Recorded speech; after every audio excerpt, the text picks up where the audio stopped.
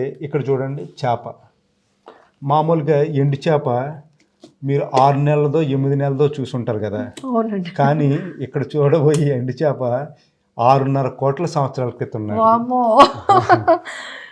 ఎండి చేప, ఈ ఈ ఎండు చేప శిలాజంగా మారిందనమాట.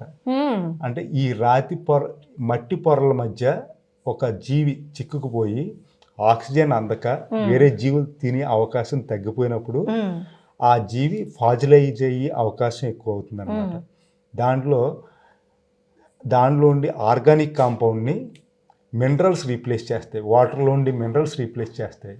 అందువల్ల ఎన్ని కోట్ల సంవత్సరాలు ఉన్నా అది అలాగే ఉంటుందన్నమాట. సో ఇది ఒక ఫిష్ ఫాజిల్, ఇది ఇంపోర్టెడ్. ఇది వచ్చేసి రామగుండం ఏరియాలోదండి. అంటే తెలంగాణ అన్నది మన తెలుగు ప్రాంతాల్లో. ఇది ఇంపోర్టెడ్ ఎక్కడి నుంచి సార్? ఇది యుఎస్ మ్యామ్. ఇది ఓకే.